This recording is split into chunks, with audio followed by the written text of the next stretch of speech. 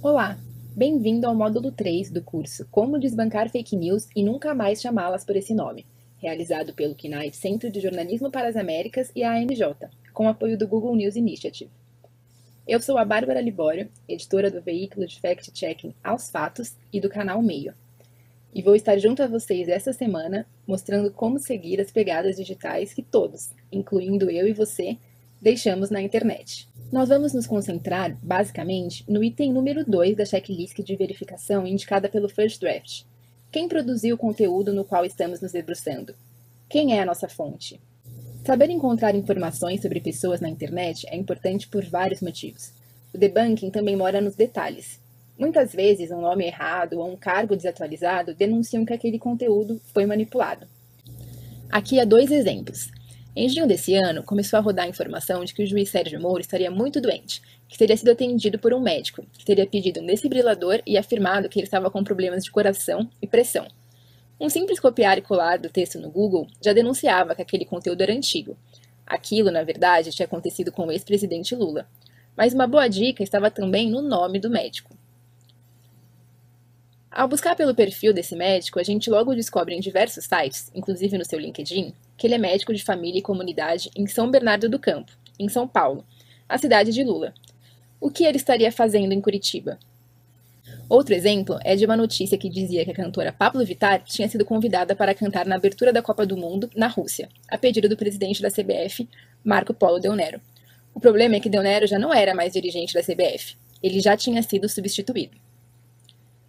Saber rastrear as pegadas digitais de alguém é importante ainda para encontrar testemunhas de grandes eventos, pessoas que possam corroborar ou refutar informações, e também para encontrar os autores de determinados conteúdos, tanto para pedir essa autorização para replicar um vídeo ou imagem, quanto para saber se aquele conteúdo é verdadeiro e original.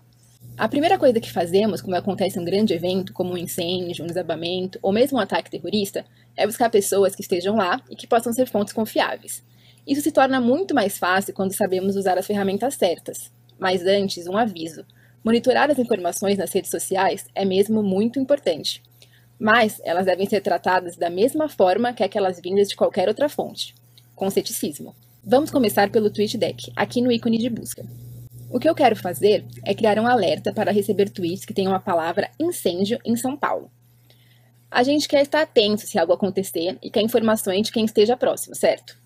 Então colocamos a palavra incêndio e começamos a aplicar alguns filtros. Primeiro, o de localização. Eu vou colocar a cidade de São Paulo, mas daqui a pouco vamos ver como ser ainda mais específicos. Eu também posso colocar aqui, no engajamento, um limite de RTs que esse tweet deve ter. Esse parâmetro é importante para que eu não receba um alerta toda vez que um tweet com essa palavra, que seja tweetado em São Paulo, aparecer. Eu quero pegar a notícia desde o começo, mas eu também não quero perder tempo com bot ou com spammers. Se eu estivesse buscando só por vídeos e imagens, eu também ia conseguir filtrar isso aqui. Por fim, eu posso filtrar as preferências do alerta que eu vou receber quando o tweet com essas características aparecer. Então, se eu vou querer que ele soe um som no meu computador, se eu vou querer uma notificação no meu desktop, esse tipo de coisa. Eu também posso fazer essa busca pelo próprio Twitter, usando operadores. E eu posso ser ainda mais específica. Agora, eu quero buscar tweets com a palavra incêndio que tenham sido publicados próximos da Avenida Paulista, no centro de São Paulo. Isso é possível se eu souber a latitude e longitude desse local. Basta eu procurá-lo no Google Maps.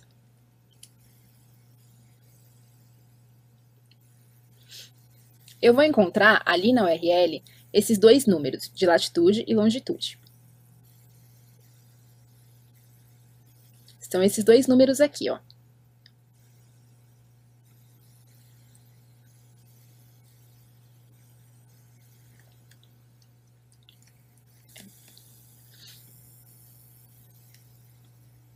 Usando os operadores do Twitter, eu vou então buscar pela palavra incêndio, mas por tweets que tenham acontecido ali na região da Avenida Paulista. Então eu vou no Google Maps, procuro a Avenida Paulista, e ali na URL dessa busca eu vou encontrar essa informação, a latitude e longitude. Então eu vou procurar a palavra incêndio, que tenha um mínimo de retweets de 5 retweets, porque aí eu vou espantar um pouco aqueles bots e spammers. E aí eu vou procurar pela geolocalização. Então eu venho aqui, coloco qual é a localização, a latitude e longitude, e eu coloco também um raio. Então, por exemplo, eu quero que tweets de até 10 quilômetros dessa distância apareçam para minha busca. E é isso que aparece aqui como resultado. São tweets que tenham a palavra incêndio, que foram tweetados ali na região do centro de São Paulo, próximo à Avenida Paulista, e que tenham um mínimo aí de 5 RTs. Assim eu consigo pegar essa notícia logo que ela está começando, mas eu não fico refém também de muitos alertas ou de robôs e perfis falsos. Essas buscas permitem a gente sair na frente com uma notícia que ainda está acontecendo e procurar fontes confiáveis e oficiais que possam confirmar o que está sendo atualizado na rede. Em alguns casos, a gente contacta a pessoa que enviou a informação no Twitter e aí tentamos determinar se ela é confiável. O TweetDeck, aliás, também é ótimo para criar lista de usuários. Eu posso fazer uma lista de fontes confiáveis, com as contas de polícia, corpo de bombeiros, defesa civil, prefeitura, tudo isso para ficar atento ao que está acontecendo. Abrindo o TweetDeck, é só eu ir em mais, lista, criar uma lista, posso colocar um nome aqui, como fontes oficiais. Então eu posso começar a colocar as contas que eu quero incluir nessa lista. Então eu posso colocar a conta da prefeitura, posso colocar a conta da defesa civil. São fontes confiáveis que eu posso ficar atento ali aos tweets para saber o que está acontecendo na cidade, no estado ou mesmo no país. O legal da busca do Twitter e do TweetDeck é que ela tem uns filtros bem completos, mas há outros caminhos também. No YouTube, usando os filtros certos, a gente também pode buscar pelos uploads feitos na última hora. Se a gente sabe que houve um incêndio em São Paulo, por exemplo, buscando pelas palavras-chave e pelos uploads da última hora, aqui ó, last hour, a gente consegue ver o que subiu para a plataforma com essas palavras-chave nos últimos 60 minutos. Mas é muito importante lembrar que a data do upload não é necessariamente a mesma data em que aquele vídeo foi produzido. Bom, agora nós já aprendemos a usar algumas ferramentas para encontrar fontes, mas precisamos ficar atentos para não sermos enganados por bots e perfis falsos. Por isso, é importante se atentar a algumas bandeiras vermelhas. Vamos ficar atentos à data de criação.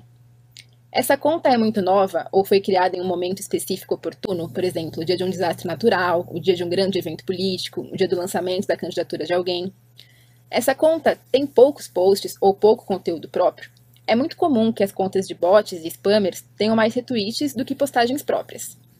Essa pessoa pertence claramente a alguma organização, partido político, etc. Isso é importante para identificarmos se há alguma intenção na postagem de determinado conteúdo. Fique de olho também nos seguidores. Quantos seguidores essa conta tem? Dê uma olhada no primeiro seguidor dela e na primeira conta que ela seguiu. Se parecer um perfil falso ou bot, fique atento. Há ferramentas que nos ajudam a apurar se essa conta pode ser um robô. A brasileira PegaBot é uma delas. Você coloca o nome de usuário da conta e ela te retorna a probabilidade daquela conta ser ou não um bot. Eu vou dar um exemplo aqui com a minha própria conta.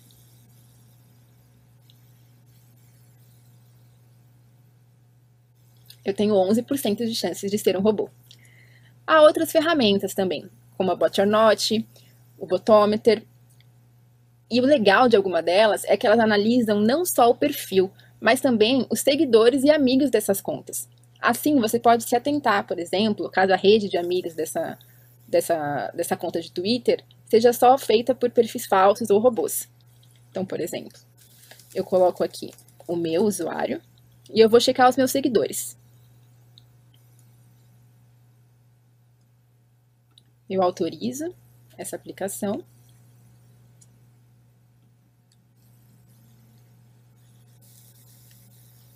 Pouco a pouco, ela começa a analisar qual é a chance dos meus seguidores serem ou não robôs. Isso pode demorar um pouquinho, mas é bem legal. Uma outra ferramenta legal é o Treeverse. Ele te permite visualizar conversas dentro do Twitter na forma de árvores. Dessa maneira, a gente consegue ver as relações e interações desse usuário com outras contas. Dá para ver quais são os perfis com os quais ela se relaciona, se são de um grupo específico, que tem determinada opinião e etc. Olá, bem-vindo ao segundo vídeo do módulo 3 do curso Como Desbancar Fake News e Nunca Mais Chamá-las por esse Nome, realizado pelo CNIT Centro de Jornalismo para as Américas e a ANJ, com apoio do Google News Initiative. Vamos continuar vendo como seguir as pegadas digitais de alguém. Muitas vezes, para começar esse caminho, a gente tem só um nome, em outras só uma foto. Às vezes, só o nome de um usuário em uma rede social, mas todo mundo deixa rastros. Quando falamos de encontrar pegadas digitais, algumas informações podem ser bastante importantes. O ideal é tentar criar um dossiê que inclua o máximo dessas informações. O nome da pessoa, tendo em mente diferentes variações. Poliana, por exemplo, pode ser escrito com um L, com dois L's, com Y, com I. Tem em mente também a grafia de nomes estrangeiros, que nem sempre são escritos como nós os pronunciamos. E pensar também que esse nome pode ter mudado quando a pessoa se casou ou se separou.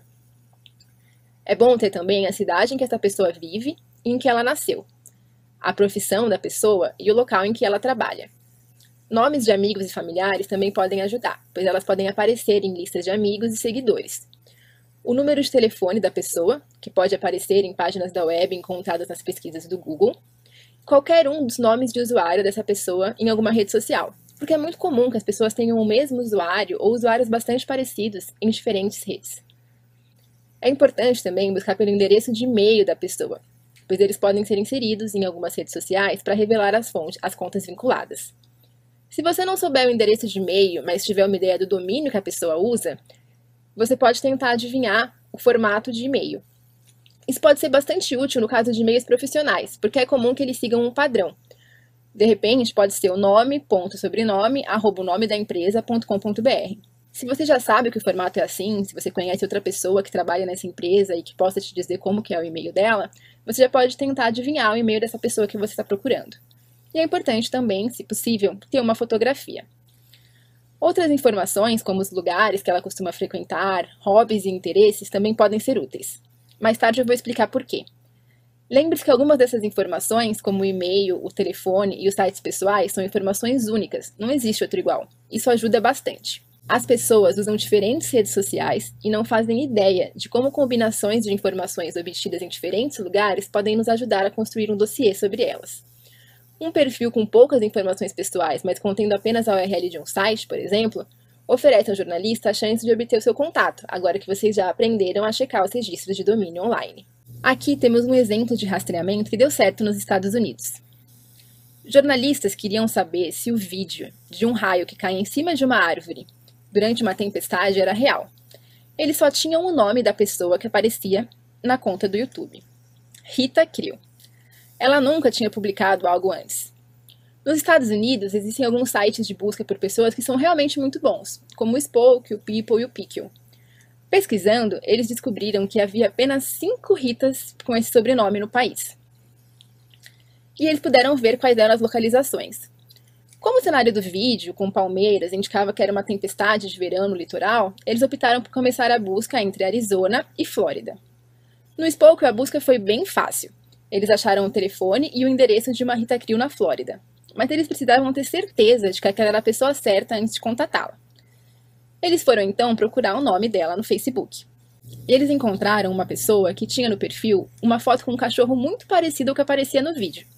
Mas não foi só isso. Eles checaram ainda, usando ferramentas de localização e de clima, se realmente havia tido uma tempestade na Flórida no dia em que o vídeo apareceu para o YouTube. Tudo correto. Ok, parecia ser a Rita certa. Por fim, eles colocaram o endereço encontrado no Spoke no Google Maps e conseguiram ver pelas imagens de satélite que aquela era realmente a casa filmada. Foi assim que eles conseguiram entrar em contato com a Rita e verificar que aquele vídeo era real. No fim das contas, ela enviou até fotos dos danos causados pelo raio em seu jardim. Nem todas essas ferramentas funcionam muito bem no Brasil. É o caso do Spoke, por exemplo. Mas algumas, como o People, sim. Fazendo uma busca rápida pelo meu nome e pela cidade de São Paulo, é possível encontrar rapidamente informações sobre a minha graduação, a minha carreira, fotos e perfis relacionados. Mas, como não há tantas opções de sites assim, saber usar a busca do Google pode parecer óbvio, mas é muito importante. Simples buscas como essas podem revelar perfis e informações valiosas. Você pode buscar pelo nome mais sobrenome, o nome mais a data de nascimento, o e-mail, algum nome de usuário de rede social, nome mais sobrenome e o lugar de trabalho, além do nome mais sobrenome e da palavra contatos. Algumas dicas são importantes. Usar a busca avançada e os operadores de busca do Google. E se a pessoa que você está procurando vive em outro país, mude o idioma e a região na hora de buscar. A busca reversa de imagens, que vocês aprenderam no módulo anterior, também pode ser útil. Se você tem a foto do perfil de alguém em uma rede social, buscando no Google você pode encontrar outros lugares e perfis onde essa foto foi publicada. Além disso, se você usar uma foto do Instagram da pessoa procurada e a colocar no Google, existe a possibilidade de que o buscador descubra onde essa foto foi tirada. Para descobrir informações profissionais sobre alguém, um bom caminho é o LinkedIn. Ele foi projetado principalmente para redes de negócios, e sua pesquisa avançada parece ter sido feita principalmente para recrutadores, mas ainda é muito útil para investigadores e jornalistas. Antes de começar, no entanto, uma dica importante: você precisa fazer o login no LinkedIn para usar a pesquisa avançada. Então lembre-se de verificar as suas configurações de privacidade. Você não quer deixar rastros no perfil de alguém que você está investigando, não é? Se você não configurar a sua privacidade, a pessoa será avisada que você acessou o perfil dela. Bom, agora sim.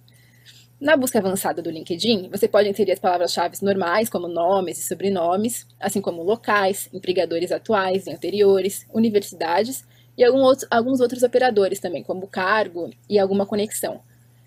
Esse é um jeito muito fácil de encontrar pessoas com determinado nome que trabalham em uma certa empresa em uma determinada cidade. Eu também posso buscar por todos os profissionais que trabalham em uma empresa.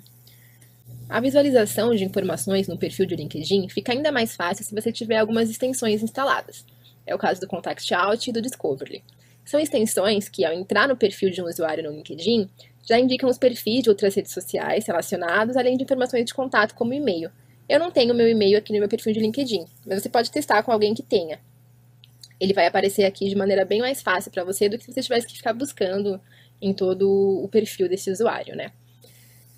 E lembre-se, com informações como a profissão e o emprego atual ou passado de alguém, a gente pode fazer várias buscas com os operadores do Facebook que a gente vai ver daqui para frente. Olá, bem-vindo ao terceiro vídeo do módulo 3 do curso Como Desbancar Fake News e Nunca Mais Chamá-las por esse nome, realizado pelo CNIT Centro de Jornalismo para as Américas e a ANJ, com apoio do Google News Initiative. Agora nós vamos falar do Facebook. As dicas que vamos ver nesse vídeo nos ajudam tanto a encontrar fontes, como vimos também no TweetDeck, quanto a encontrar mais informações sobre alguém específico. Já foi mais fácil encontrar pessoas pelo Facebook, mas principalmente desde o escândalo da Cambridge Analytica, a rede restringiu um pouquinho as formas de buscar por pessoas na plataforma. Isso para preservar a privacidade delas dentro do site. A busca por telefone, por exemplo, que era muito útil, ela já não funciona muito bem, mas nem tudo está perdido. Assim como o Twitter e o Google, o Facebook tem operadores de busca que podem facilitar muito a nossa vida. Dá para fazer verdadeiros milagres com eles. O bom é que você não precisa decorar todos esses operadores. Há vários sites que ajudam a fazer essa busca e a usá-los, como o Research Clinic e a ferramenta do Facebook Graph. Com esses operadores, eu posso buscar, por exemplo, pessoas que moram em uma determinada cidade e trabalham em um determinado local. É muito legal porque o próprio site te dá alguns exemplos de busca. Mas antes de tudo, lembre-se de colocar o idioma do seu Facebook como inglês. E lembre-se que os endereços de pesquisa de gráfico, eles sempre começam com www.facebook.com/search, seguido por alguns códigos de ID que identificam as pessoas e as páginas do Facebook, e de alguns operadores também que definem a função daquelas buscas. Como eu disse, o próprio site dá sugestões de buscas. Olha só que bacana. Eu quero buscar, por exemplo, por pessoas que moram na cidade A e trabalham para uma empresa B. Aqui, por exemplo, a gente está buscando pessoas que moram em Londres e trabalham para o Facebook. Mas eu quero personalizar a minha busca, certo? Então, por exemplo, se eu quero buscar pessoas que moram em São Paulo e trabalham para o jornal Folha de São Paulo, eu procuro aqui no Facebook pela página de São Paulo, né, pelo local. E eu preciso do ID dessa página.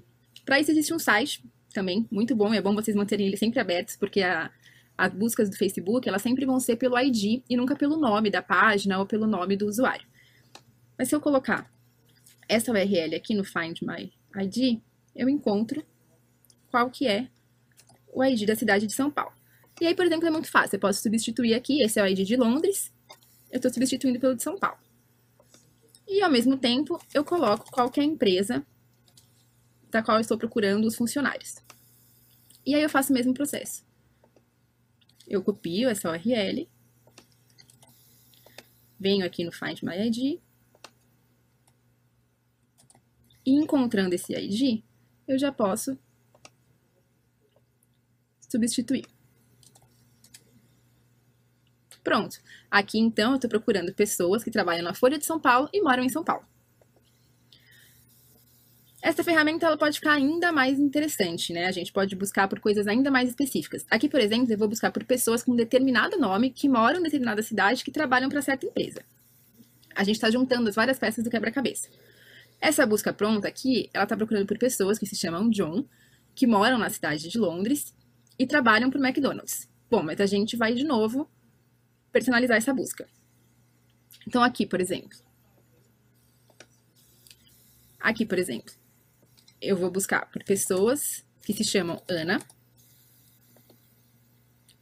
Eu copio aqui o ID de São Paulo, né? Então, pessoas que se chamam Ana, que moram na cidade de São Paulo e que trabalham para esse determinado jornal.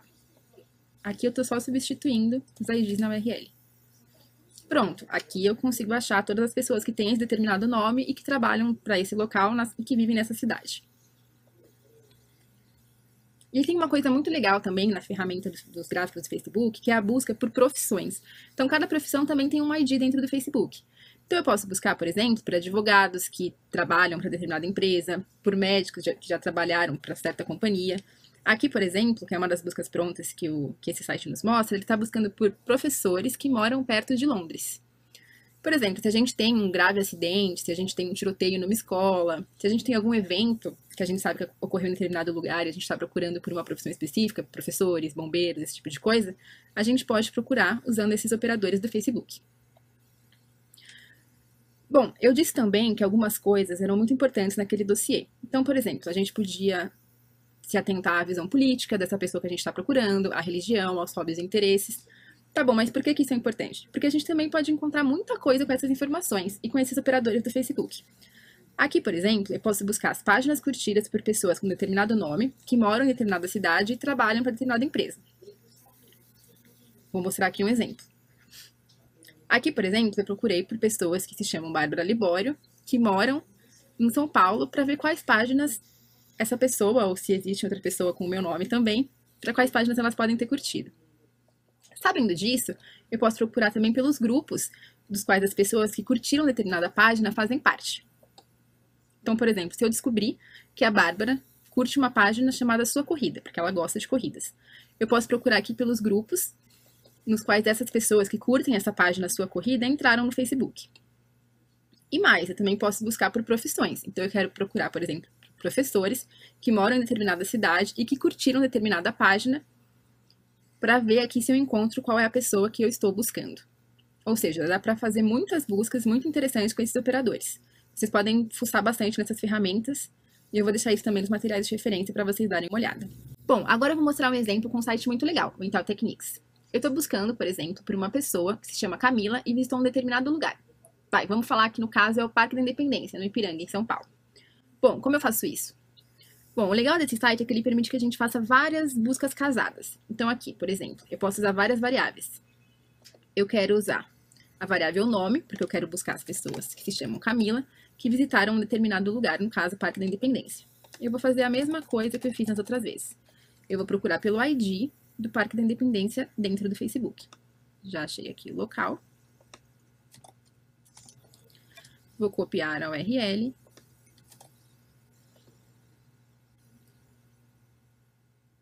E pronto. Aqui eu já tenho o ID do Parque da Independência. Bom, vou procurar então por pessoas que se chamam Camila, que tenham feito o check-in nesse local. Pronto, aqui estão todas as Camilas que já fizeram check-in no Parque da Independência. Bom, mas por que isso é importante?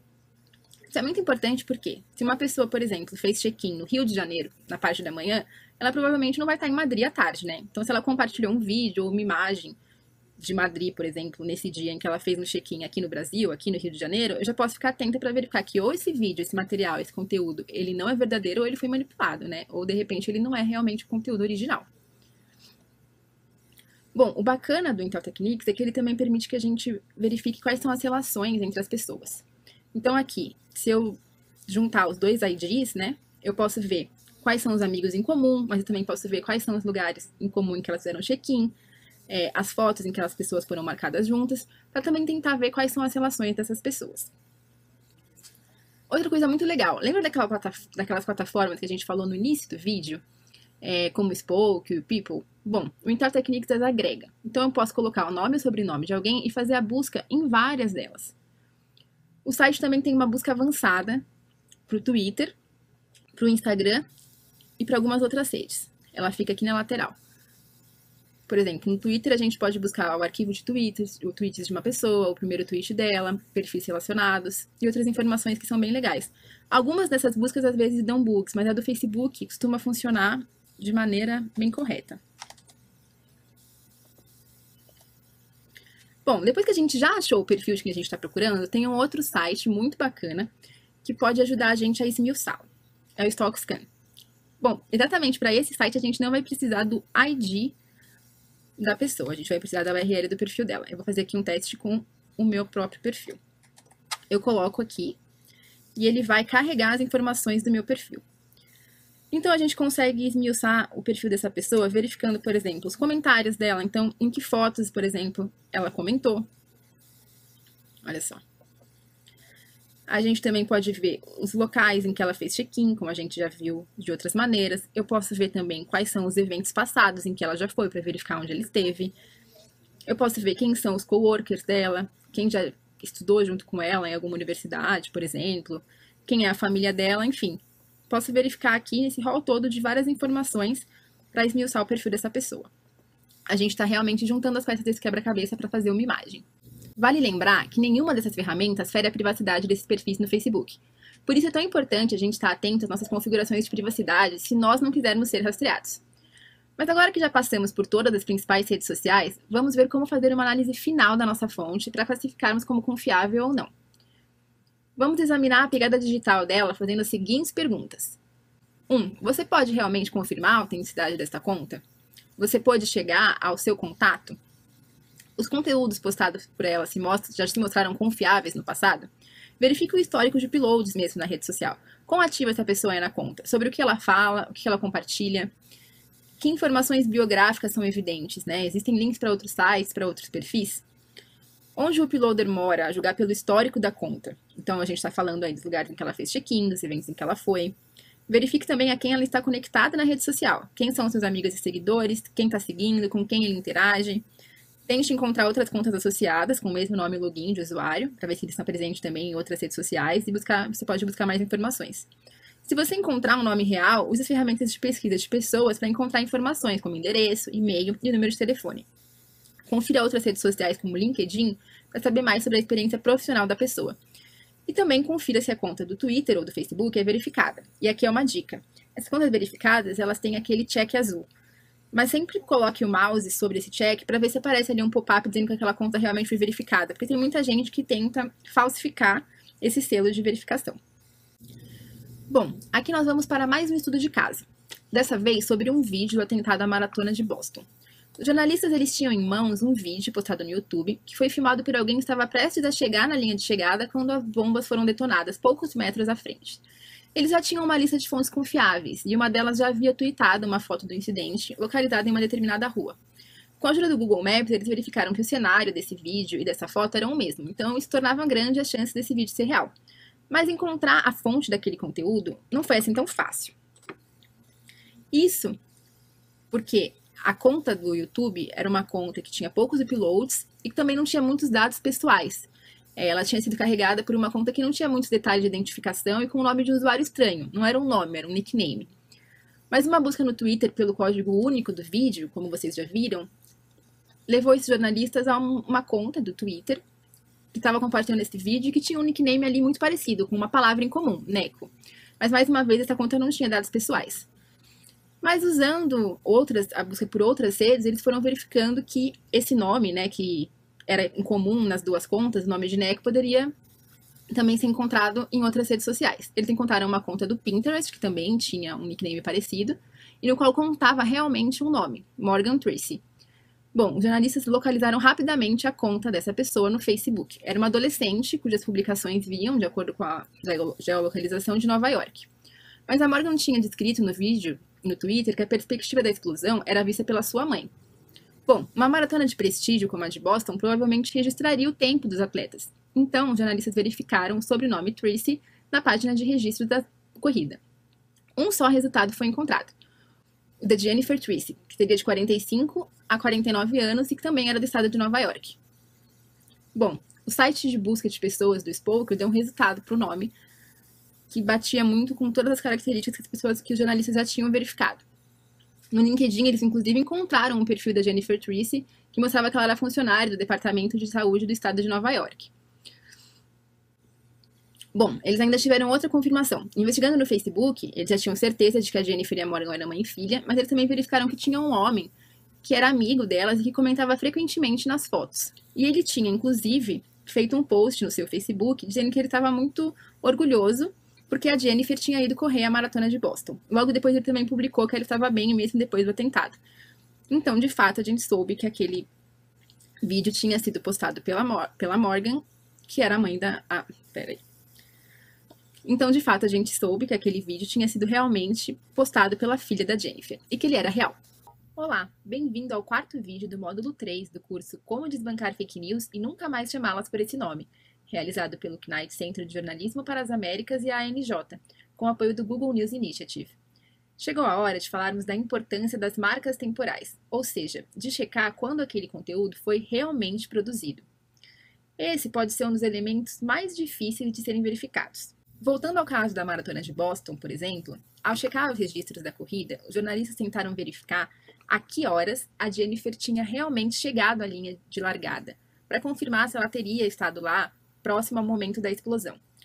Os dados mostravam que ela ultrapassou a marca de 40 km às 2h38 da tarde, mas ela não tinha cruzado a linha de chegada 2 km depois.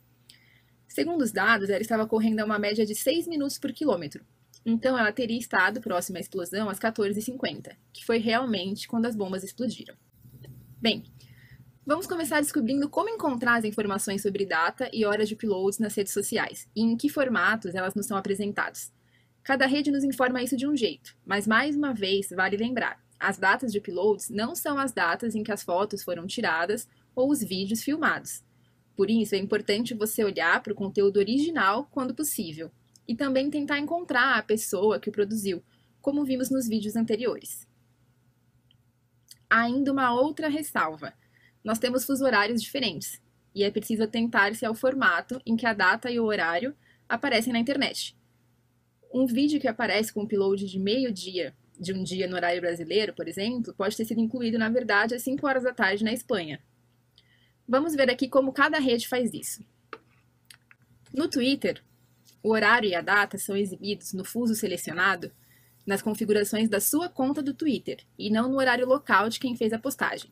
Se você não estiver logado no Twitter, ela vai aparecer naquele formato UTC-8, que é o horário padrão do Pacífico, o fuso horário da costa oeste dos Estados Unidos. No Facebook é diferente. O horário e a data são exibidos no fuso selecionado nas configurações do seu aparelho, celular, tablet, computador, e também no horário local de quem fez a postagem. No YouTube, mais uma vez, é diferente. Aparece na plataforma a data do local. Mas a gente pode usar o YouTube DataViewer para ver realmente qual foi o horário em que aquele vídeo foi postado. É importante ver que nesse site aqui, o horário vai aparecer no horário europeu. Então a gente precisa converter esse horário para o horário local. Vou mostrar aqui como é que faz. Ó, esse aqui é o horário, mas a gente precisa converter para o horário local. Aqui a gente pode colocar, por exemplo, a cidade de São Paulo. E aqui a gente vai ver qual que é o horário daqui em que aquele vídeo foi postado, né? Por último, tem o Instagram. O horário e a data no Instagram, eles ficam um pouquinho mais escondidos. Eles estão escondidos ali no código embed, para você compartilhar aquela foto. Então, você tem que vir aqui e incorporar, e aí você vai receber esse código aqui de incorporação. Você copia esse código, e aí lá no finalzinho, um pouco escondido, vai ter ali em que data aquela foto foi postada no Instagram e também o horário. É importante lembrar que no Instagram, o vídeo ou a foto, a data e o horário também vão estar no formato do horário padrão do Pacífico ou no padrão europeu. Então, é sempre preciso ficar atento a fazer essa conversão de data e hora. Bom, é realmente muito importante ficar atento a esses detalhes. Foi isso, por exemplo, que levou o Ministério das Relações Exteriores da Rússia a duvidar de vídeos que mostravam um ataque com armas químicas na Síria, perto de Damasco, em 2013. Isso porque os vídeos foram enviados nas primeiras horas de 21 de agosto, mas eles foram datados no YouTube como se eles tivessem sido postados no dia 20 de agosto. A ignorância em relação a essa diferença do fuso horário, de como as datas e os horários são apresentados nas redes sociais, levou o Ministério das Relações Exteriores e outros órgãos a afirmar que os vídeos haviam sido encenados e que eles haviam sido postados antes do horário em que aconteceu o ataque. Nós nunca podemos, portanto, determinar o horário e a data de um acontecimento pela data e horário do upload. Para chegar às informações verdadeiras, nós temos que nos atentar a alguns detalhes. A busca reversa por imagens é muito importante, como nós já vimos nesse curso, para a gente já descartar a possibilidade desse conteúdo não ser original. Além disso, condições meteorológicas também podem ajudar. E até as sombras do vídeo. Pois é, nós veremos como fazer tudo isso. Mas lembre-se que o que pode te ajudar muito é encontrar conteúdos que corroborem o evento. A mesma cena vista por outro ângulo, por exemplo. E alguns relatos nas redes sociais. E é claro, encontrar essas fontes e verificar se elas são confiáveis. Não se esqueça também de procurar na imprensa notícias que corroborem ou refutem esses acontecimentos. Bom, vamos começar com as condições meteorológicas.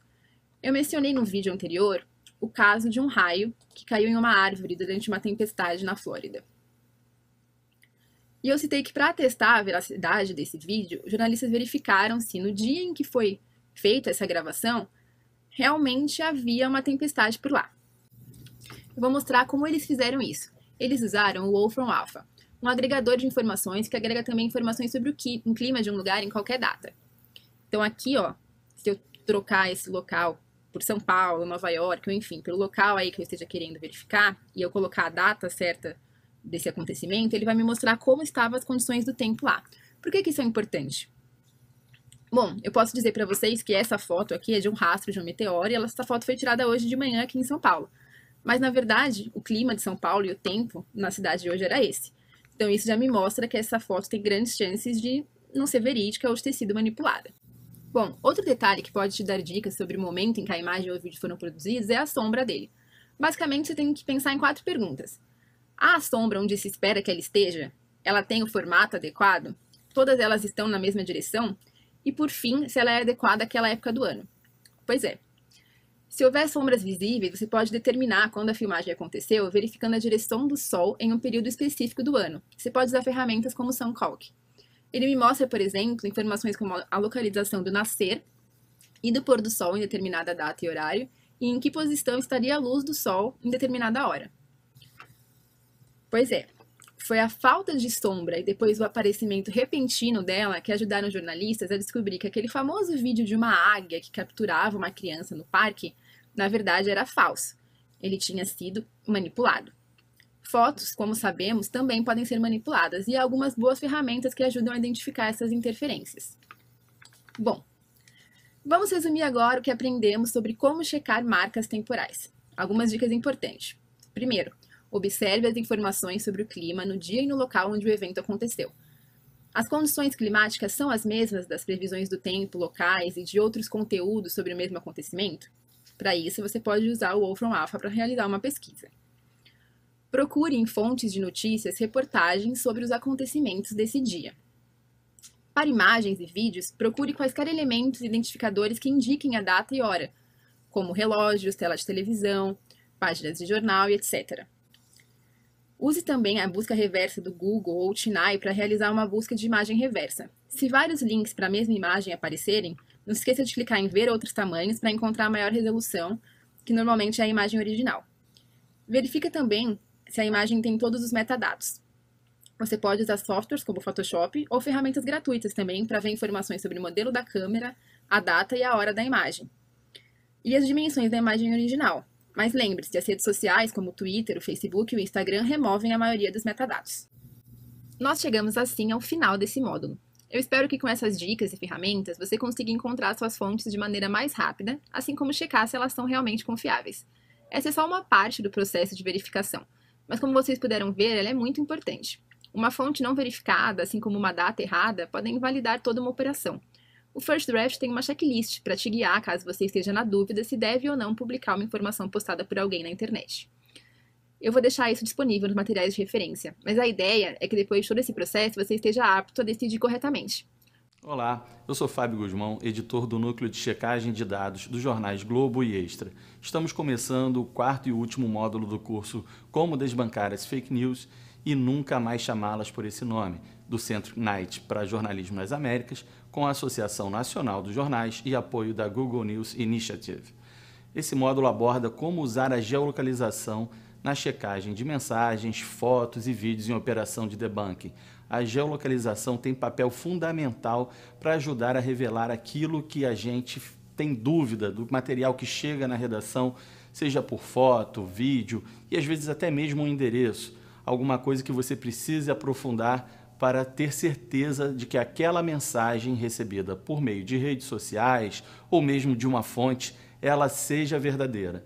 Nós vamos trabalhar aqui algumas técnicas, desenvolver algumas habilidades, inclusive no olhar, no que você pode retirar de cada imagem, detalhes que possam revelar realmente se aquele vídeo foi feito em determinada cidade, em determinado bairro, se aquele cenário corresponde ao que a mensagem passa para você, seja num atentado, num caso de violência, ou seja numa simples ação de confirmação de que a pessoa poderia estar naquele evento, naquele momento.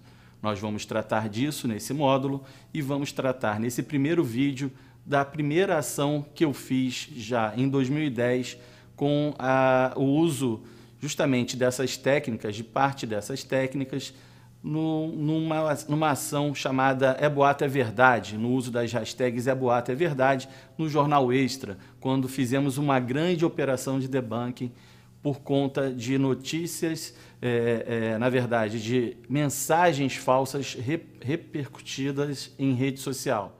Vamos continuar falando sobre as primeiras operações que nós fizemos no Extra sobre debunking.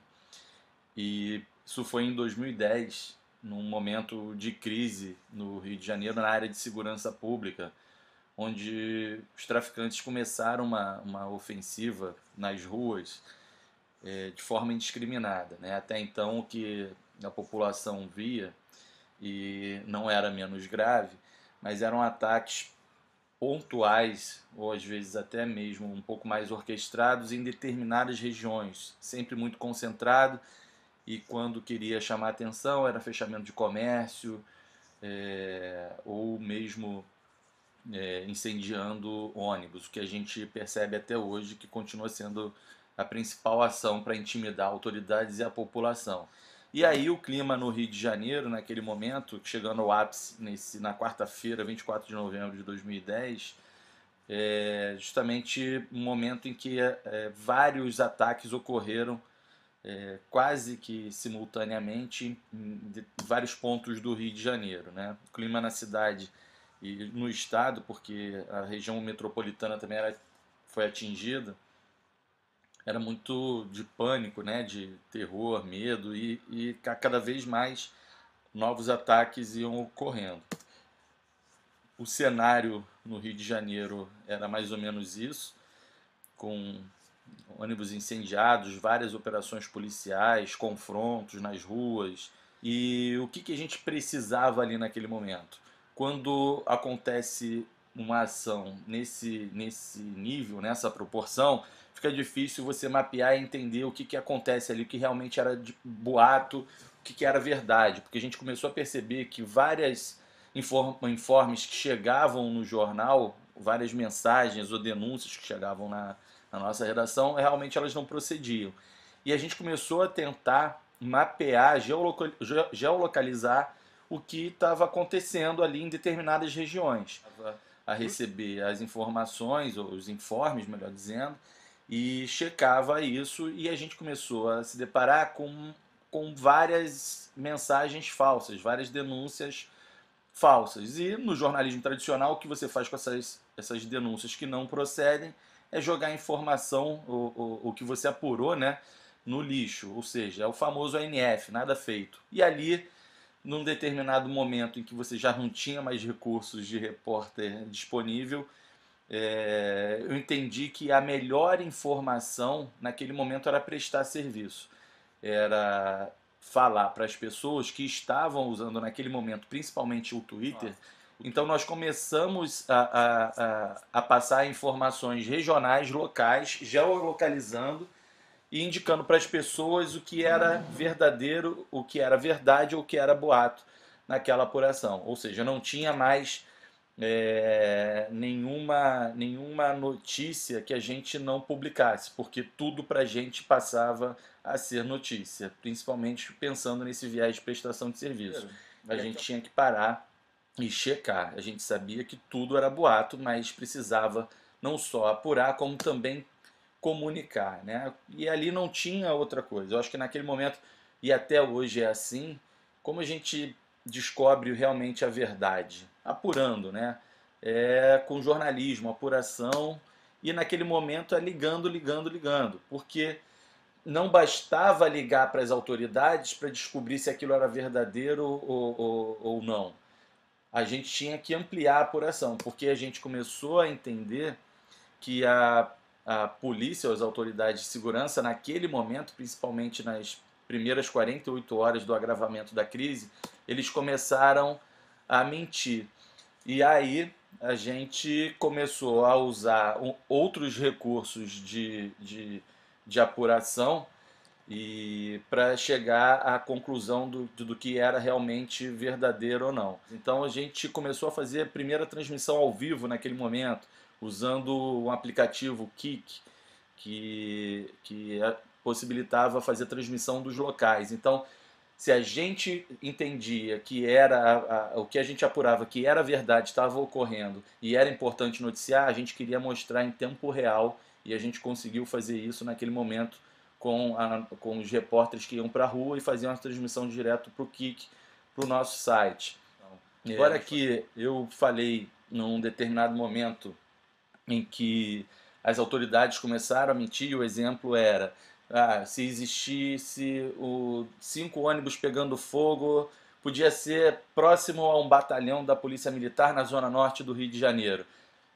Aconteceu da gente ligar, né, para as autoridades e aí o que começou a ser percebido é que eles começaram a mentir, ou seja, tem 5 ônibus pegando fogo? Eles respondiam que não. E o que a gente passou a fazer? Não confiar mais, porque a gente chegou a publicar, e não tem nada pior numa ação de checagem, e principalmente em debunking, em que as pessoas necessitam da informação, da melhor informação, da informação realmente que seja confiável, você errar. E pior ainda é se você está errando por conta da má-fé de um agente público. E isso, na verdade, contribuiu para que a gente fizesse uma nova ação. Não bastava ter a resposta do policial militar, da polícia civil, do corpo de bombeiros, porque ali todos representavam o governo do estado e não o interesse da população. E aí, quando a gente percebeu que a gente cometeu um erro por conta de uma informação errada, passada, nós começamos a fazer um caminho inverso. A gente já não confiava mais em nada que eles falavam. E não, então nós começamos a usar telelistas, a gente colocava, se a gente soubesse o bairro, mais ou menos a avenida ou próximo, nós colocávamos o endereço e pegávamos todos os telefones possíveis ali. Então a gente começou a passar a informação da seguinte forma: olha, por exemplo, o 13º Batalhão nega que 5 ônibus pegaram fogo na Avenida Rio Branco. No entanto, a nossa equipe entrevistou 75 pessoas e todas confirmam que 5 ônibus estão sendo incendiados na altura do número 20 da Avenida Rio Branco, no centro do Rio de Janeiro, e indicando o que era realmente a melhor informação.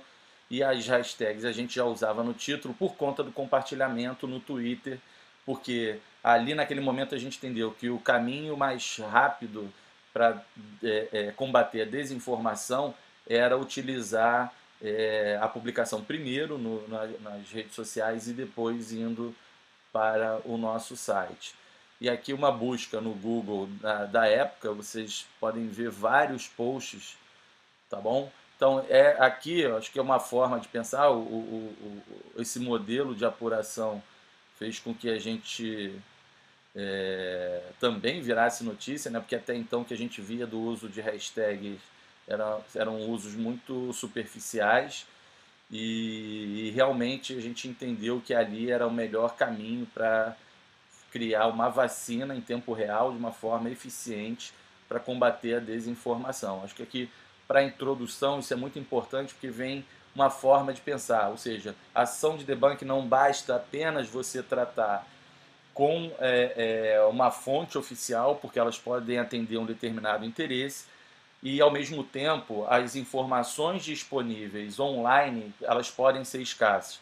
A gente está falando de um momento que o Google Maps ajudou a gente, mas você não tinha por exemplo, um Street View com tantos recursos como a gente vê hoje em dia. A gente está falando de um cenário que aconteceu há 8 anos, mas o importante aqui é vocês compreenderem que existem várias formas e ainda a ligação telefônica, quando você tem uma grande quantidade de informação, ou seja, entrevistar 70 pessoas, elas podem confirmar ou não uma determinada mensagem, uma determinada denúncia. Tá bom? Olá, vamos começar o segundo vídeo do quarto módulo do curso Como Desbancar as Fake News e Nunca Mais Chamá-las por esse nome, do Centro Knight para Jornalismo nas Américas, com a Associação Nacional dos Jornais e apoio da Google News Initiative. Vamos usar um vídeo que chegou aqui na redação por meio do WhatsApp para saber exatamente a localização de uma ocorrência. Esse vídeo foi feito por pessoas comuns que andavam na rua, no bairro da Penha, aqui no Rio de Janeiro. Esse vídeo foi feito com o celular, como vários vídeos que chegam aqui na redação e chegam por meio do WhatsApp. Nós não tínhamos muitos dados, apenas que esse vídeo tinha sido feito no bairro da Penha.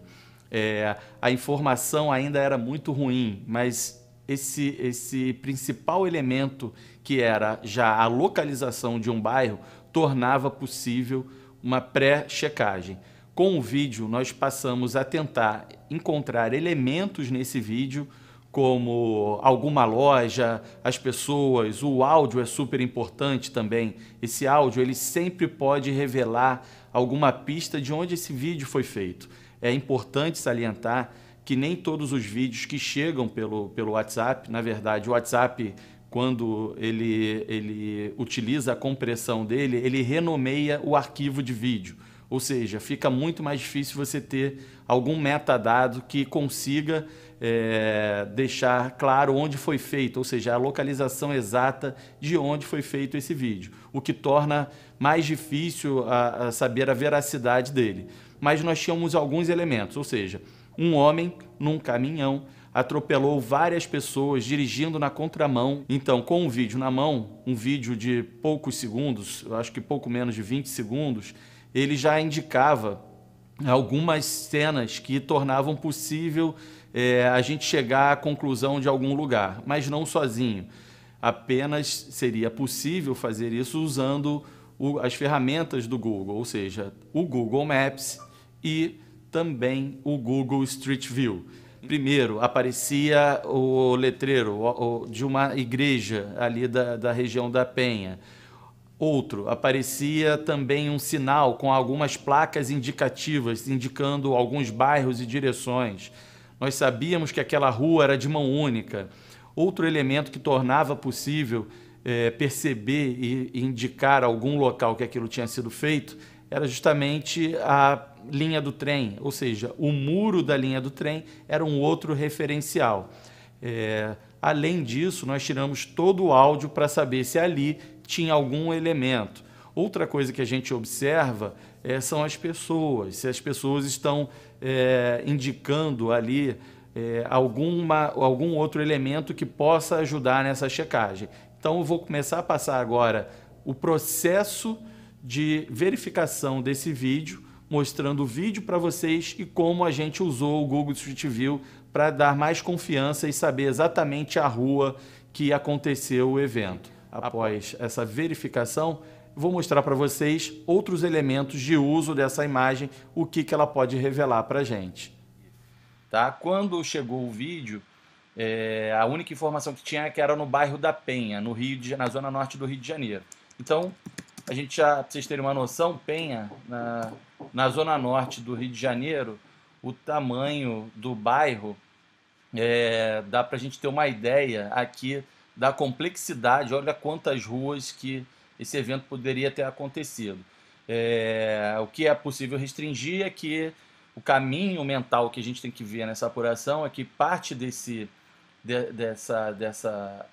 área, apesar dela ser grande, nem todas as ruas elas trafegam, são permitidas o trânsito de ônibus. Então isso já é alguma coisa que ajuda a restringir.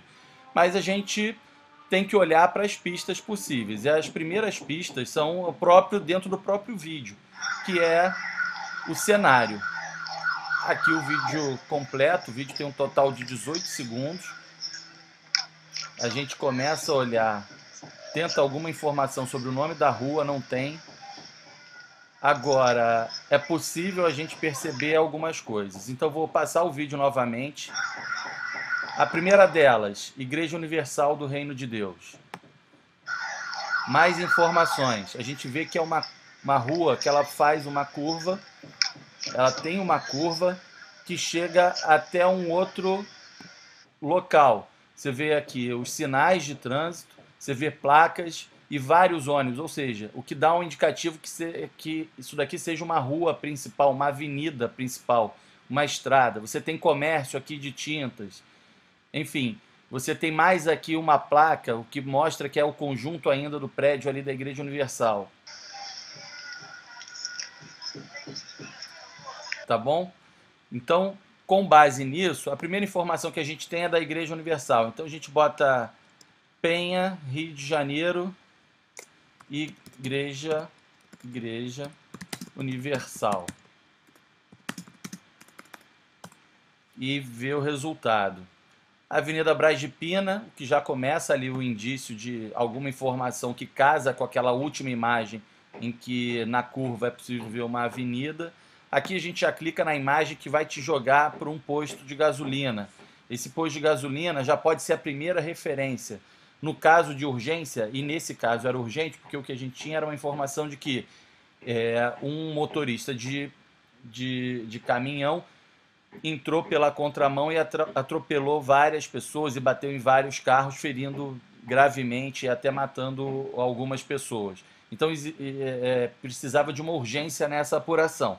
E o vídeo não vinha com tanta informação assim, e também as pessoas não tinham ainda passado o local exato do que tinha acontecido, até porque o caminhão tinha transitado por cerca um pouco mais de 1 quilômetro. Era o que a gente tinha ali. Mas aí a gente já tem esse posto de gasolina, em que aqui a gente já pode pegar o telefone e ligar diretamente. Aqui a gente confirma a Avenida Braz de Pina e começa a passar o olho reparando o seguinte: onde tem comércio próximo e que já pode ser uma fonte de informação. Além disso, as próprias residências também podem ser uma fonte de informação. Mas o que a gente está procurando aqui é a Igreja Universal. Então vamos dar mais uma andadinha. Para saber, aqui a gente vê ao fundo a Igreja da Penha, um dos principais cartões postais do Rio de Janeiro. E o que a gente ainda procura é a Igreja Universal.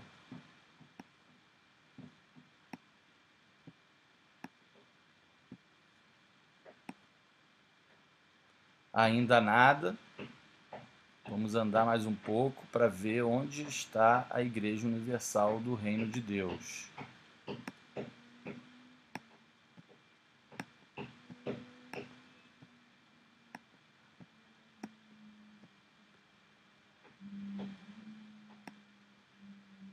Bem, vamos voltar aqui para o referencial do vídeo e mostrar como outra parte aqui dele pode ajudar nessa visualização do local. A gente tinha usado o outro lado da rua, mas agora a gente vai usar esse lado aqui, do lado esquerdo, onde aparece o muro, provavelmente da linha do trem.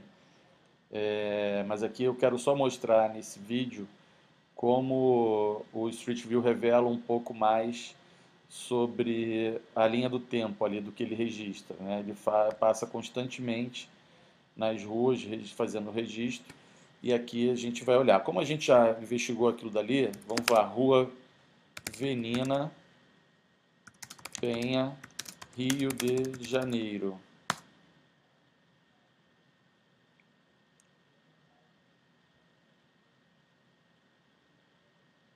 Vamos ali para o Maps. E a primeira imagem que a gente vê é justamente a do Street View com o muro que a gente está usando como referencial. Tá vendo? Aqui nesse momento, essa imagem é uma imagem diferente daquela que a gente viu no vídeo, por conta do ângulo, mas ela dá uma noção muito boa de como os desenhos foram aplicados aqui ao longo do tempo. Mas o que a gente precisa ver é isso daqui. É do momento da última imagem, feita em junho de 2017, ou seja, é uma imagem relativamente recente, feita há pouco mais de um ano, mas a gente viu que, apesar do tempo já ter desgastado um pouco, atualmente, com base no vídeo que a gente tem em mãos, aqui há um pouco mais de um ano ela está com uma pintura mais forte. E aí a gente começa a fazer uma volta no tempo para ver em que momento essa pintura foi feita. Ou seja, não só essa pintura completa, mas como partes dela. Você vai vendo que algumas capturas de imagem foram feitas em períodos muito próximos, às vezes 2 vezes por ano, mas aqui a gente chega num momento em que não existia pintura, apenas pichações e o muro ainda era bastante acinzentado e com marcas de tinta de outras pichações, enfim. Então aqui a gente consegue perceber que a pintura, da forma que a gente já vê hoje, ela começa, os primeiros registros dela, ou seja, da mudança, vem de setembro de 2014.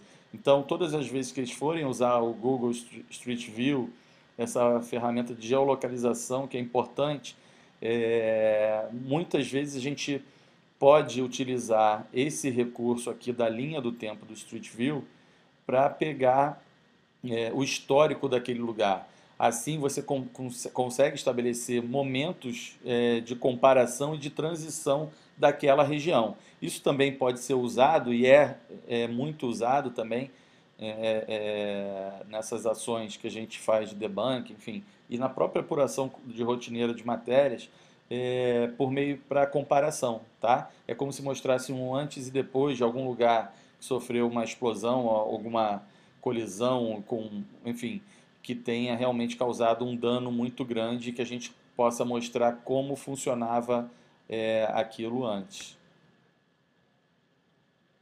Espero que vocês aproveitar um bom exercício, possam aproveitar, porque um bom exercício disso daqui é ficar pegando pontos do local de onde vocês estão, da cidade, enfim, e ver como foi a mudança ao longo do tempo. Vocês vão descobrir coisas bacanas e até alguma pauta, tá bom? Olá, estamos começando o terceiro vídeo do quarto e último módulo do curso Como Desbancar as Fake News e Nunca Mais Chamá-las por esse nome, do Centro Knight para Jornalismo nas Américas, com a Associação Nacional dos Jornais, com apoio da Google News Initiative. Nesse terceiro vídeo, nós vamos falar sobre como usar os truques avançados do Google Maps e também do Street View.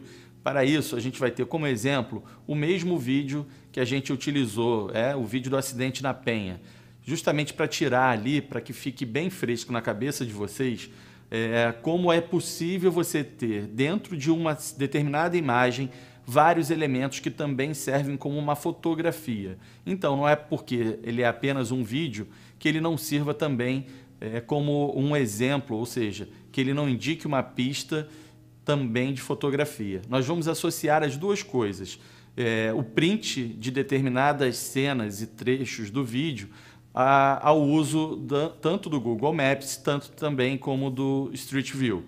Bem, um outro exemplo a gente vai extrair de uma declaração, ou seja, de um discurso do presidente Temer durante a posse dos seus ministros, assim que ele foi, logo depois dele ter sido empossado como presidente da República, Bem, com base no discurso do presidente, ele dá o endereço da rodovia e aí a gente faz o caminho inverso, ou seja, com base nessa frase, a gente descobre onde fica o posto e aí utiliza as técnicas tanto do Google Maps como do Street View para confirmar se a placa indicada por ele, onde ele viu aquela frase que ele cita em seu discurso, se ela ainda está no local ou não. E aí nós vamos mapear alguns elementos, tanto do discurso, né, quanto também até onde a gente consegue aprofundar uma informação, o quanto a gente melhora a informação que sai do discurso, passa pelo Google Maps, passa pelo Street View, partindo pela busca do Google, que é justamente dando endereço, até mesmo o resultado revelando quais são os seus sócios. Daí você vai ver até que ponto a gente checou e até que ponto a gente conseguiu revelar alguma novidade ali, enfim, e trazer realmente um furo de reportagem. Que a partir de agora, nós não podemos mais falar em crise. Trabalharemos. Aliás, há pouco tempo, eu passava por um posto de gasolina na Castelo Branco e o sujeito botou uma placa lá. Não fale em crise. Trabalhe. Eu quero ver até se consigo espalhar essa frase em 10, 20 milhões de outdoors por todo o Brasil. Porque isso cria também um clima de harmonia, de interesse, de otimismo, não é verdade? Bem, então a gente tem essa frase que ele cita o dono de um posto de gasolina na rodovia Castelo Branco, em São Paulo, e aí você já tem o primeiro indício ali de uma pista, né, que é a rodovia. Mesmo assim, ela é muito ampla, existem alguns aplicativos que ajudam a descobrir o posto de gasolina, mas o caminho ali mais natural é saber exatamente ali direto da assessoria dele alguma coisa. Se não tiver a pista, você começa a georreferenciar e também buscar usando as ferramentas de mapeamento do Google Street View. Digitando posto Doninha no Google e vem automaticamente esses endereços, enfim. E aqui a gente tem dois caminhos, né? Você já tem aqui o apontador, que quando você abre já vai te levar a outros dados, como o número de telefone, e aqui já é uma outra forma de você buscar, ou seja, a geolocalização também pode ocorrer pelo telefone, porque com base no telefone você não só confirma o endereço, porque ele pode estar registrado em outro endereço, mas também você é mais uma pista para chegar até os sócios. Então você chega aqui, você já te leva a um mapa. Esse mapa você tem tanto a visualização por satélite, e que você pode ir descendo até chegar a uma visualização mais aérea, espacial, como você pode voltar ao Maps e também usar o recurso do Street View. E aí no recurso de Street View você vai para esse cenário. Lembrando que a gente tem que reparar todos os indícios possíveis aqui. Inclusive essa dica aqui, que o Street View, o Google, ele disponibiliza o histórico da imagem, ou seja, a última imagem desse local onde ele tem como referência o local do posto Doninha, que é o quilômetro 68,5 da rodovia Presidente Castelo Branco, em São Paulo. Você vê aqui que existe um histórico das imagens, das fotografias feitas pelo Google ao longo do tempo. Você volta e aí você vê o cenário, vários pontos ali, começando em março de 2011, tá bom? Então isso já é uma forma de você fazer a leitura e ter disponível várias imagens, ou seja, é um trabalho que você começa aqui de formiguinha, tentando identificar onde aqui pode ser o posto. Você vê que tem uma dificuldade principalmente quando é em descampado, assim, em rodovias e regiões mais mais afastadas, em estradas. Você pode, todas as referências do mapa, você pode ir buscando e ampliando para você ter certeza de que fez a busca correta, como ao mesmo tempo você, quando digita o posto Doninha, né? Aqui ele te dá dois caminhos, ele te dá esse lado aqui, mas ele já te dá direto outras fotos, posto Doninha, restaurante, geralmente os postos de gasolina em rodovia, existem outros comércios ali. E isso é muito importante você prestar atenção, porque nem só a referência é aquela que você busca. Ou seja, você tem lojas de souvenirs, você tem algumas estradas que tem lojas de piscina, você tem restaurantes, enfim. E tudo isso serve como base e mais indícios, tá vendo? Várias fotos ali do posto. Mas você tem aqui a tapeçaria com um número de celular, ou seja, você pode ligar para saber ali o que funciona ainda naquele local ou não. Você tem caminhões com placa, que também vira uma ótima fonte de consulta. Você tem mais outros acessórios aqui, ó, uma outra loja, na verdade, uma outra parte do posto de gasolina que confirma o nome do posto de gasolina.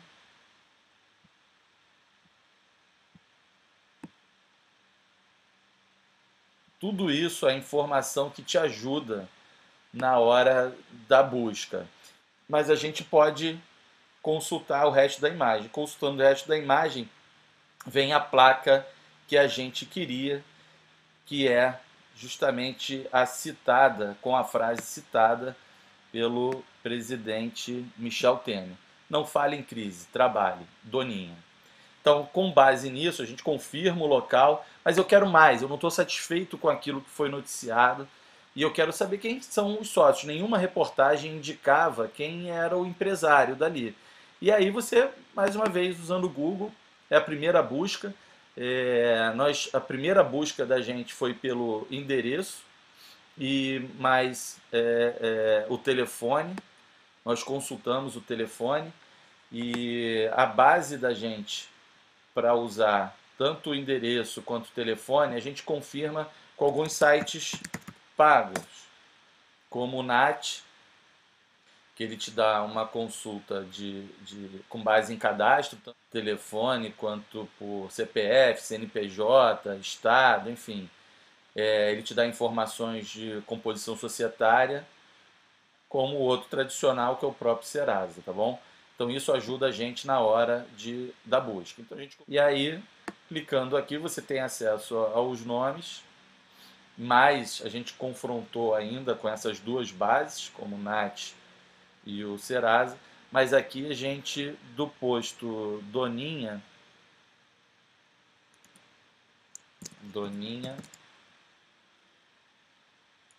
a gente já chegou a essa primeira informação, que era um habeas corpus, o que causou estranheza. Aprofundando a busca sobre os sócios, nós chegamos usando tanto o Telelistas quanto o NAT e o Serasa, nós chegamos a uma das sócias, era um homem e uma mulher, e chegando à sócia, a gente estranhou que ela estava com medo de falar com a gente, uma coisa que era até então uma matéria supostamente ali positiva, né? Porque a gente o que queria era fazer um perfil do dono do posto. Só que buscando mais atentamente, esse primeiro caminho aqui, que é um relatório de habeas corpus, e cita um dos sócios citou os sócios do posto Doninha, a gente aprofundou e bastou procurar no tribunais de justiça e tudo, chegamos a essa notícia. Dono de frase que inspirou Temer está preso por tentativa de homicídio e responde por estelionato e receptação. Ou seja, tudo aquilo, algumas reportagens davam conta de que o posto estava fechado há 4 anos e que não conseguiram encontrar o dono do posto no local, o que era uma obviedade, já que o posto já estava fechado há 4 anos. e o que a gente queria era contar a história desse dono desse posto. E foi justamente dessa suspeição e fazendo todo esse caminho, primeiro olhando o local, vendo as imagens, até chegar cruzamento de telefone mais endereço, e descobrimos que o dono do posto, que inspirou o presidente em seu discurso, ele na verdade estava muito longe de ser um exemplo de um cidadão que trabalhava e era um cidadão otimista. Ele tinha diversos crimes e o posto foi fechado por conta de receptação de mercadoria lá, combustível adulterado lá, enfim, e outros crimes como tentativa de homicídio, tá bom? Então fica a dica aí para vocês. Olá, estamos começando o quarto módulo do curso Como Desbancar as Fake News e Nunca Mais Chamá-las por esse nome, do Centro Knight para Jornalismo nas Américas, Associação Nacional dos Jornais, com o apoio da Google News Initiative. Nesse vídeo, nós vamos tratar de uma urgência que geralmente acontece em grandes eventos, como no caso de 2 vídeos que nós vamos mostrar nesse módulo, né, nesse vídeo do último módulo, e que foi muito difícil de apurar. Primeiro porque no momento em que você tem o hard news acontecendo, quer dizer, um deles tinha o problema de um fuso horário, enfim, avançado, e o outro, por estar num evento de grande proporção, fica mais difícil você conseguir chegar à melhor informação.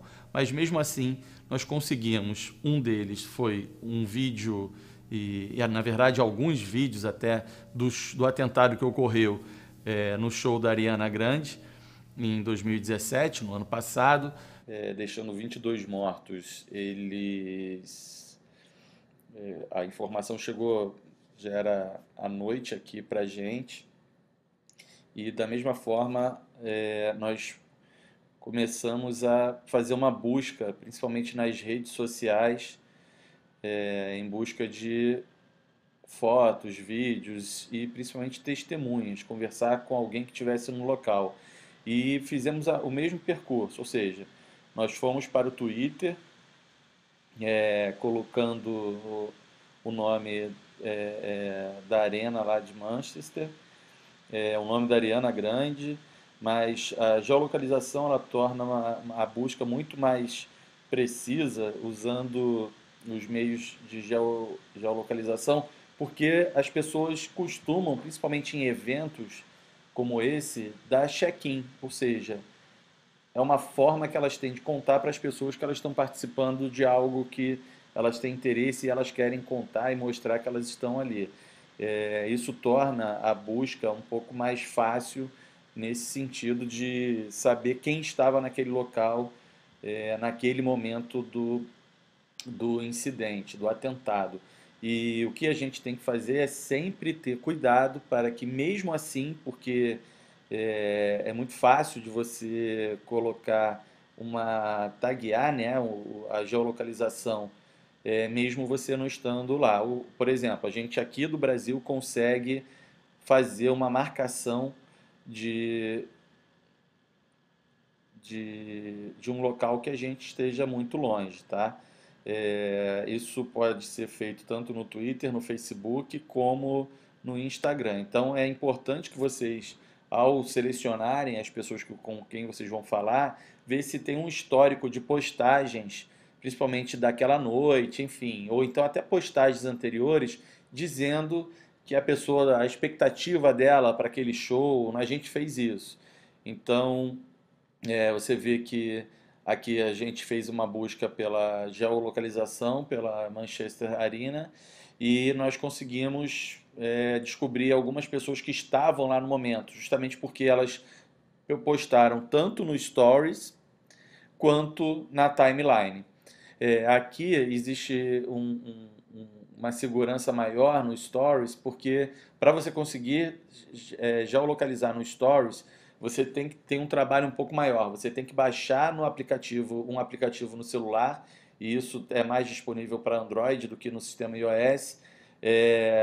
Um sistema para enganar o GPS, ou seja, você simular, poder desabilitar o GPS do seu celular e colocar um outro tipo de GPS de forma que você consegue fazer a marcação em outro país até.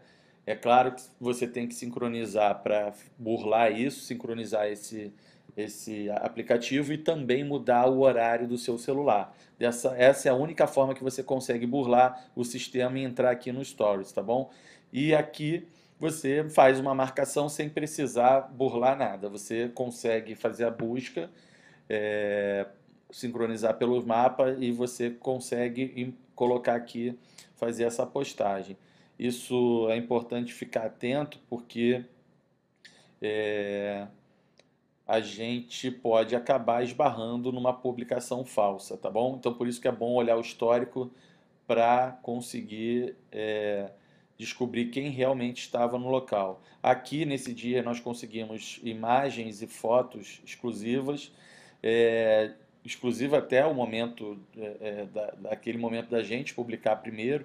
No caso desse atentado, a primeira imagem foi de um namorado que estava no estacionamento da arena e ele estava esperando a namorada que foi ao show e ele conseguiu filmar, ele estava com a câmera ligada e filmou o momento da explosão e era possível ouvir, o carro até treme e você ouve o barulho da explosão, tá bom? E todos esses mecanismos, tudo isso sobe de uma forma muito rápida e ágil ali. É difícil você conseguir ter 100% de certeza até que você consiga acionar as pessoas que fazem a postagem. Além disso, o que você utiliza são os elementos do vídeo, por exemplo, né, nesse caso aqui do vídeo, para saber onde é exatamente o local, o que aconteceu ali naquele local, naquele momento. É importante você olhar para o cenário dos vídeos, porque as pessoas podem querer, com o intuito de enganar, né, quem está pegando esses vídeos, fazer postagens que aconteceram em outros momentos, em outros locais, até em outros países, e postar ali. Ok? Então, dessa forma, a gente conseguiu entrevistar pessoas que estavam no chão, contaram o pânico para a gente, mesmo a gente estando a milhares de quilômetros dali. Fizemos a entrevista tanto pelo direct das mensagens diretas aqui do Twitter, como também nas mensagens diretas aqui do Instagram.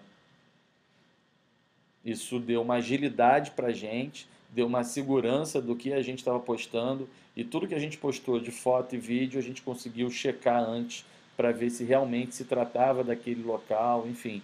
Quando a gente tinha dúvida, a gente perguntava.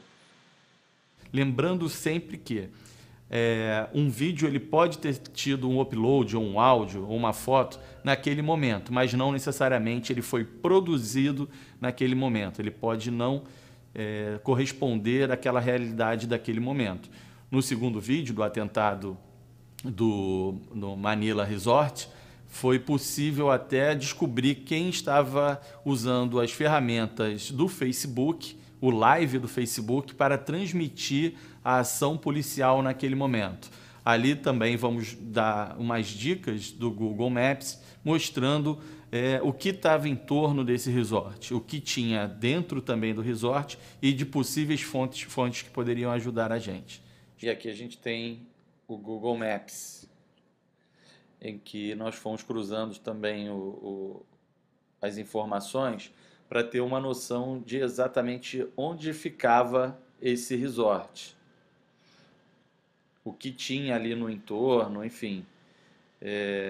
Aqui a gente pode perceber que tinha uma base aérea, ali onde ficava uma base aérea que é uma unidade militar, o aeroporto internacional,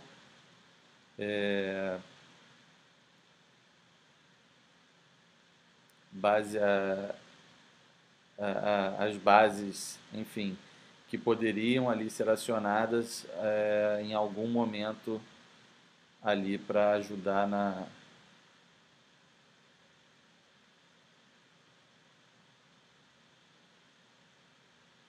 Então você aqui podia ver, para mensurar a distância, né, clicando no botão direito aqui do mouse, chegando até aqui, você consegue medir a distância de 378 metros a essa base.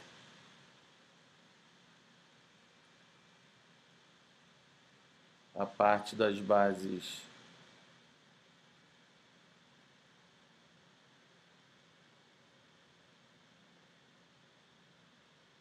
em que você tinha também algum tipo de preocupação onde poderia atingir outros alvos, enfim. Era uma forma da gente mensurar se tinha estação de metrô, ou pontos de ônibus mais próximos, enfim, possíveis outros locais que serviriam como ataque também. Mas realmente o ataque só ficou ali no resort World Manila. Mas quando vocês quiserem medir uma distância, basta clicar no referencial ali no botão direito do mouse e medir a distância. Aqui você pode limpar, mas você pode chegar e medir aqui a distância. Aqui você pode ver a distância que está do aeroporto, cerca de quase 1 quilômetro, tá bom? Isso tudo ajuda. A outra parte ainda do resort, ou seja, você tem duas coisas que podem te ajudar, que é o Stories do Instagram, como também aqui as imagens. O que a gente fez no momento da crise foi buscar essas fotos, porque as pessoas hoje em dia elas geolocalizam e isso ajuda a descobrir quem estava naquele local. É claro que não dá para confiar cegamente, e é importante que você faça uma busca, por exemplo, para ver se horas antes onde essa pessoa estava. Então, se ela estivesse numa região onde o fuso horário não permitiria que ela estivesse naquele local no momento do ataque, é importante que você desconfie dessa conta. Mas, em via de regra, as pessoas nem sempre mentem sobre a sua localização, principalmente quando se trata de ir para um resort. Então a gente encontrava os personagens aqui e mandava mensagem direta para falar com eles no momento da crise, tá bom? Fizemos o mesmo aqui no Twitter, tanto para confirmar a veracidade dos vídeos, das fotos, se era a autoria, bem como também por mensagem direta fazer entrevista. E aqui, gente, é uma dica, quem não domina muito bem a língua, não fala inglês, enfim, o Google Tradutor ajuda muito no momento desse. Não adianta, não precisa sentir vergonha, vai lá e usa a ferramenta que ajuda. E no Facebook, o que a gente fez foi encontrar personagens que começaram a fazer vídeo ao vivo do local. E aí também fizemos várias entrevistas, ou seja, vídeo ao vivo então era muito mais fácil porque comprovava que a pessoa estava no local, tá? A checagem mais detalhada, buscando o local mesmo de estar na foto e tudo, né? Como não confiando apenas nessa geolocalização aqui, porque nessa geolocalização é possível chegar a uma outra conclusão, tá vendo? É possível ver aqui o Stories também, tá bom? Então aqui fica essa dica que ajudou a gente nessa apuração e também a entender um pouco mais como funcionava ali no entorno do resort. Olá, estamos começando o último vídeo do módulo deste curso de como desbancar as fake news e nunca mais chamá-las por esse nome, do Centro Knight para Jornalismo nas Américas, Associação Nacional dos Jornais e com apoio do Google News Initiative. Nós vamos falar hoje, nesse último vídeo, sobre como você consegue descobrir se a pessoa estava ou não no determinado local, ou seja, existem algumas técnicas que as pessoas mal intencionadas, né, elas utilizam para participar de um determinado evento. Ou seja, nós vimos durante o curso que algumas formas de você publicar o vídeo comprovam que você realmente estava no local, nos atentados, enfim, pessoas que frequentam determinados ambientes no momento que acontece um evento. Mas existem os mal intencionados, as pessoas que querem participar do processo e confundir as pessoas quando é possível fazer isso sem que as pessoas se atentem. Ou seja, muitas vezes as pessoas fazem isso para ter reputação na rede, ganhar likes, RTs, enfim, aumentar sua reputação.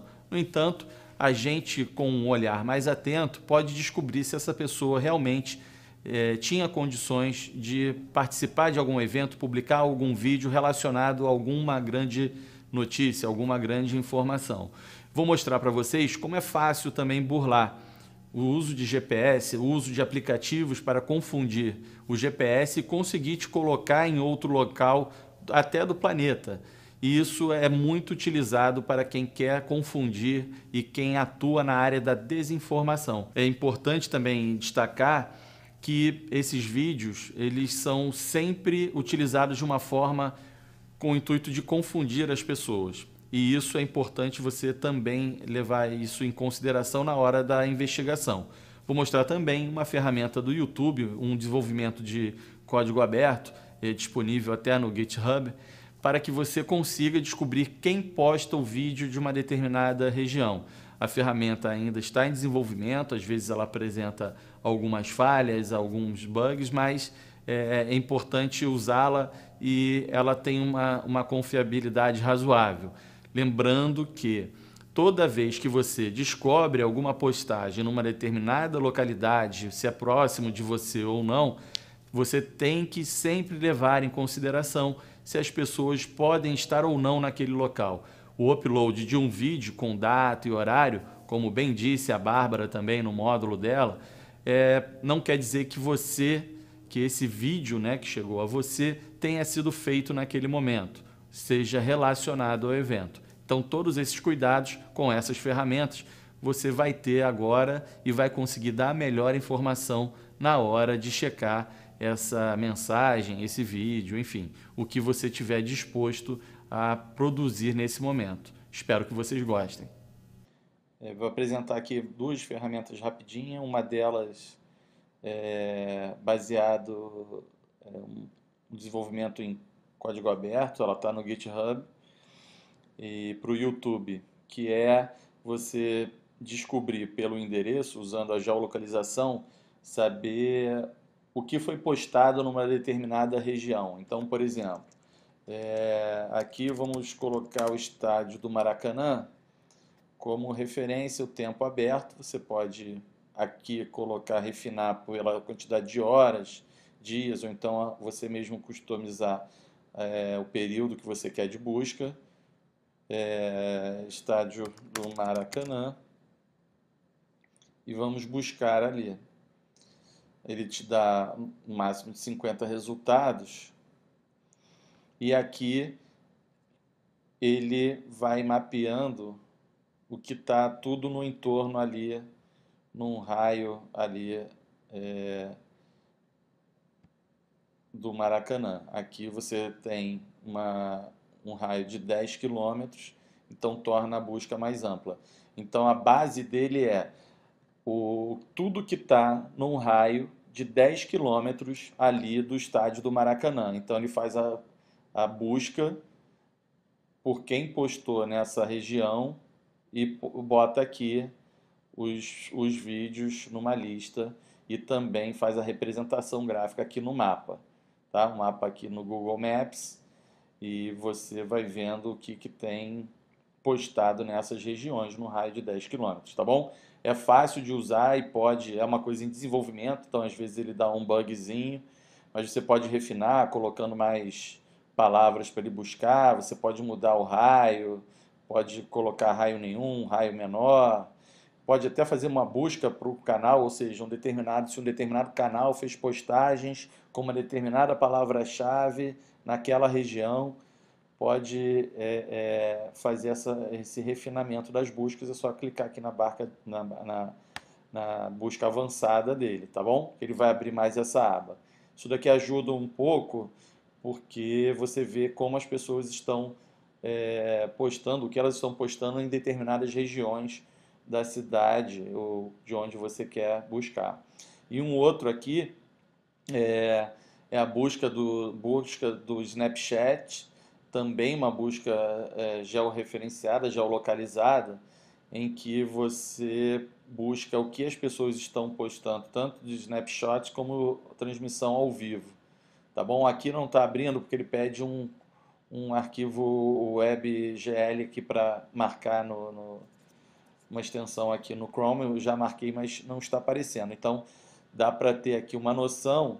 O Mashable, ele fez a matéria sobre os Snap Maps e você tem uma noção. Eu rodei ele nesses dias e é muito bacana, porque o Snapchat ele pode não estar funcionando muito bem aqui no Brasil. Na verdade, não é nem funcionando, a aderência dele é muito baixa, ele perdeu share aqui no mercado brasileiro para os stories do Instagram. No entanto, alguns países da Europa, nos Estados Unidos mesmo, as pessoas ainda usam bastante o aplicativo, então essa busca é muito eficiente, tá? Então vale a pena você ter isso guardado, esse link. Eu vou disponibilizar tanto o link do YouTube quanto esse do Snapchat, eu vou disponibilizar ali no material de vocês. Então dá uma olhada, eu vou deixar esse material aqui também para vocês como leitura. Vale a pena fazer essa busca porque é uma ferramenta a mais, principalmente em casos assim como eu mostrei agora há pouco, como o atentado no show do Ariana Grande. Essa ferramenta seria de grande uso, tá bom? Espero que vocês tenham gostado. Agora é treinar, usar bastante, porque a gente só fica bom mesmo quando a gente usa isso constantemente. Vai treinando mesmo que não tenha grandes eventos.